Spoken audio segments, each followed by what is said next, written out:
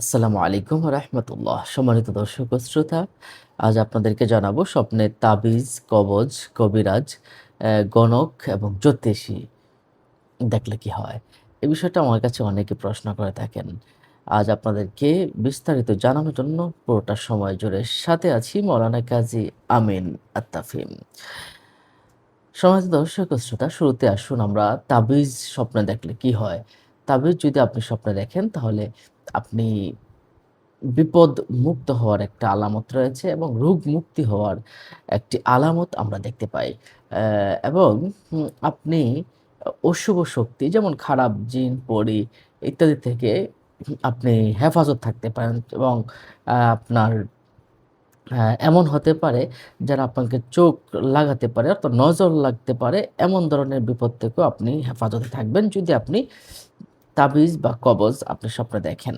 তো তাবিজ কবজ এটা মিশ্র একটা ইঙ্গিত বহন করে।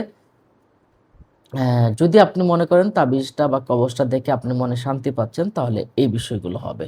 অর্থাৎ বিপদ মুক্তি হবে, রোগ মুক্তি হবে এবং বিভিন্ন ক্ষতি থেকে আপনি হেফাজত থাকতে পারবেন। আর যদি মনে করেন তাবিজটা পাওয়ার পর আপনার মনের ভিতরে একটু ভয় বা দুশ্চিন্তা কাজ করছে, তাহলে কিন্তু আপনার স্বপ্নের ব্যাখ্যাটা অন্যরকম হয়ে যেতে পারে। যদি ভয় বা দুশ্চিন্তা হয় তাহলে গোপন কোনো চিন্তার ভিতরে পড়ে যেতে পারেন, শত্রুদের ভয়ের ভিতরে পড়ে যেতে পারেন এবং মানসিক চাপের ভিতরে থাকার একটা আলামত কিন্তু আমরা পাই এবং আল্লাহ মুহাম্মদ ইবনে সিরিন রাহমাতুল্লাহি আলাইহি এই বিষয়টাই কিন্তু অ্যা বলেছেন। সম্মানিত দর্শক ও শ্রোতা, এরপর আমরা যে বিষয়টা জানবো, আসুন আমরা এখন জেনে নেই অ্যা কবিরাজ স্বপ্নে দেখলে কি হয়? যদি আপনি স্বপ্নে কবিরাজ দেখেন, তাহলে কবিরাজ দেখলে বুঝতে হবে আপনার শারীরিক বা মানসিক অসুস্থতা থেকে মুক্তি পাওয়ার একটা ইঙ্গিত বোঝা যায়। এবং কখনো, কখনো এটা এমন হয় যে আপনার কোনো আধ্যাত্মিক কোনো জ্ঞান লাভের সম্ভাবনা হয়। কবিরাজ মানুষের কোনো আ জটিল সমস্যার সমাধান করার জন্য চেষ্টা করে থাকে ভালো কবিরাজ যারা, তাদেরকে দেখলে আপনার মনে করতে হবে আপনিও কোনো সমাধান খুঁজে পাবেন ইনশাআল্লাহ। এটা রোগ মুক্তির থেকে হোক বা আধ্যাত্মিক কোনো হোক বা যেকোনো ধরনের প্রবলেম গুলো হোক, এগুলো থেকে আপনি সমাধান পাবেন। তবে মনে রাখতে হবে কবিরাজ দেখে যদি আপনি ভয় পান, কবিরাজ দেখে যদি আপনি খুব ভীত অবস্থায় থাকেন, তাহলে কিন্তু আপনার কিছু প্রবলেম হতে পারে। এটা ব্যক্তিভেদে স্বপ্নের ব্যাখ্যা হতে পারে। তো এই বিষয়টা আমরা যদি দেখি কবিরাজ যদি আমরা দেখি বা মনে করি, তাহলে আমাদেরকে একটু ব্যাখ্যা বিশ্লেষণটা ভালো করে বুঝতে হবে। আবার অনেক সময় অনেকেই বলেছেন, অনেক স্বপ্ন বিশারদ বলেছেন ভণ্ড কবিরাজ যারা ভালো নয়, এমন মানুষকে দেখা মানে হলো আপনি প্রতারণার সম্মুখীন হতে পারেন। যেকোনো ধরনের প্রবলেমে পড়ে যেতে পারেন। যদি আপনি ভালো নয় এমন কোনো কবিরাজকে যদি আপনি স্বপ্নে দেখেন। এবারে আসুন আমরা স্বপ্নে গণক বা জ্যোতিষী তাদেরকে দেখলে কি হয়?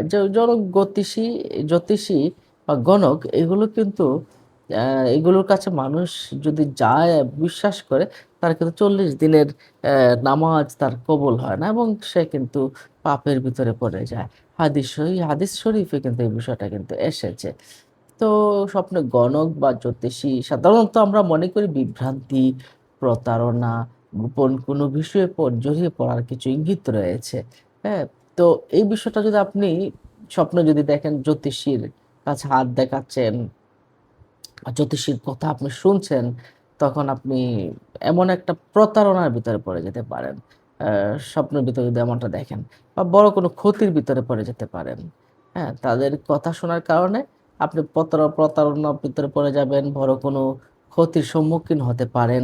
অথবা আপনি যদি গণকের কাছে স্বপ্নে দেখলেন যে ভাগ্যটা জানতে চাইলেন, তাহলে বুঝতে হবে আপনি যে কাজগুলো করছেন, সেই কাজগুলোর উপরে আপনার সন্দেহ আছে এবং অন্যদের উপর আপনি অতিরিক্ত নির্ভরশীল হচ্ছেন।